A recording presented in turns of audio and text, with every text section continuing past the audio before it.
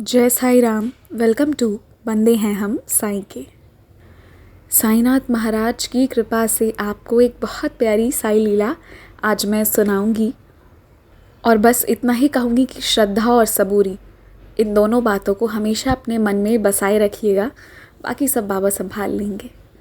तो ये जो डिवोटी हैं, उनकी जो छोटी बहन है वो बहुत परेशान थी क्योंकि उनके शादी को बहुत समय हो गया था, तकरीबन 7 साल, और उनका कोई बच्चा नहीं हो रहा था। इसकी वजह से वो बहुत ज़्यादा परेशान थी।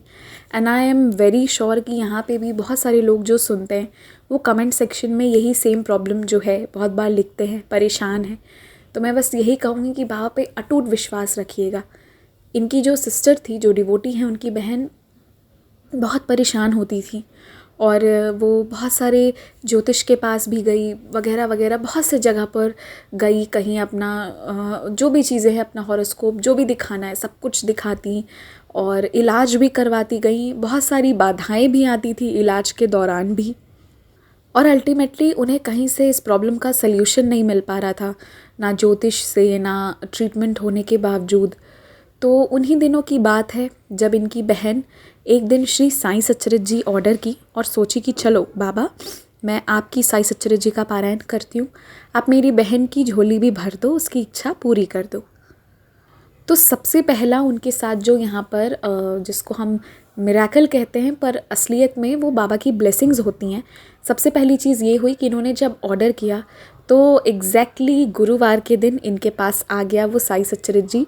और गुरुवार जो है उसको सभी साईं भक्त बहुत ज़्यादा विश्वास करते हैं कि वो बाबा का दिन है। बाबा का दिन सारा होता है पर गुरुवार जो होता है वो थोड़ा विशेष होता है। तो वो बहुत खुश हो गई और वो वहाँ से श्री साईं सच्चरित जी पढ़ना शुरू कर दी और बाबा से प्लीड करने लगी कि प्लीज़ बाबा, मेरी बहन की झोली भर दीजिए प्लीज़। और उन्हीं दिनों की बात है जब उनके जेठ जी जो हैं 1 महीने के बाद वो शिरडी जा रहे थे। तो उन्होंने कही कि ठीक है, आप मेरे लिए ना कोई भी पुस्तक वहाँ से ले आइएगा, मेरे लिए कोई भी बुक ले आइएगा, क्योंकि बाबा के बहुत सारे बुक्स आपको मिल जाएंगे शिरडी में। तो जब वो उनके जेठ जी वहाँ से आए तो क्योंकि कष्ट निवारण मंत्र के बुक्स होते हैं, साईं स्तवन मंजीरी वगैरह वगैरह, बट यहाँ भी उन्हें श्री साईं सच्चरित जी ही मिली। और ये बात ना उन्हें एकदम खुश कर दिया कि अरे देखो, फिर से बाबा आए, साईं सच्चरित जी के रूप में आए और फिर से साईं सच्चरित जी मिली। मतलब कहीं ना कहीं ये बाबा का इंडिकेशन भी था उनके लिए कि तुम साईं सच्चरित जी का पाठ करो। और इन्होंने अपनी बहन को भी एक तस्वीर भेज दी थी, कहा था कि हाथ जोड़कर रोज़ प्रणाम करना, विनती करना, बाबा ज़रूर सुनेंगे तुम्हें। और इसी साल की बात है, 8 जनवरी को उन्हें एक बहुत प्यारी सी बेटी भी हुई। तो बाबा कैसे आशीर्वाद देते हैं ना।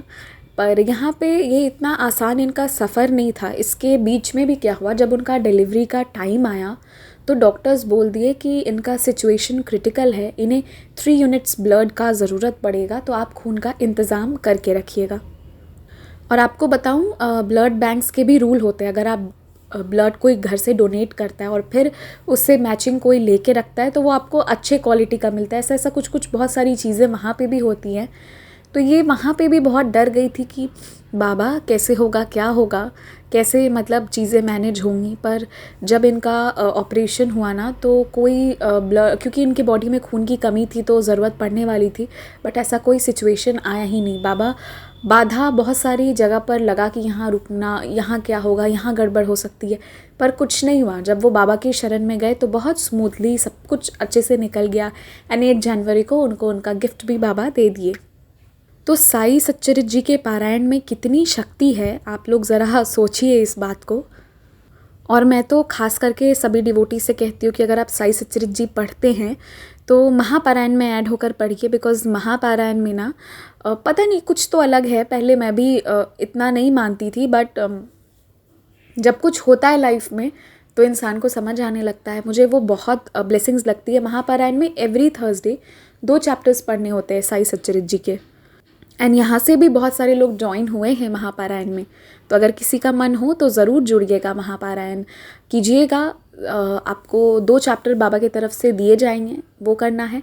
और मैं स्पेसिफ़िकली जो भी बंदे हैं हम के थ्रू जाते हैं, मैं उन सबको संडे पारायण में भी सर से कहती हूँ कि ऐड कर दिया करें, क्योंकि संडे पारायण भी बहुत ब्लेसिंग्स थी। मैं बताऊँ, हमारी कार की ऐसी एक्सीडेंट हुई थी कि वो 2 हिस्सों में बट गया था, बट हमें एक खरोच तक नहीं आया था। It was all by Sai Baba's blessing and Sunday पारायण जो मैंने किया था उस दिन मुझे उसी का फल मिला था। बहुत सारी चीज़ें हुई थी, कभी बताऊँगी वो भी। पर आज जो आप ये अनुभव सुने ना, ये अनुभव कि कैसे बाबा उनको ब्लेसिंग्स दिए, कैसे उनकी खाली झोली भर दी बाबा ने। तो यहाँ ये चीज़ है कि इनकी बहन बाबा पे विश्वास बहुत रखती थी। परेशान तो ये लोग भी बहुत हुए, पर बावजूद उसके जो एक बैकबोन था ना, जिसको इन्होंने पकड़ के रखा, वो थे श्री साई बाबा और उनकी साई सच्चरित्र जी पढ़े। साई सच्चरित्र जी में बहुत ब्लेसिंग्स है, उसे ज़रूर पढ़िए, जितना हो सके पढ़िए और बाबा पे ना अटूट विश्वास रखिए। जिस वक्त सबसे गड़बड़ भी हो रहा है ना, तब भी विश्वास रखिए, क्योंकि बाबा हैं, वो गलत होने कैसे देंगे आपका। मैं नहीं मानती, बाबा गलत नहीं होने देंगे।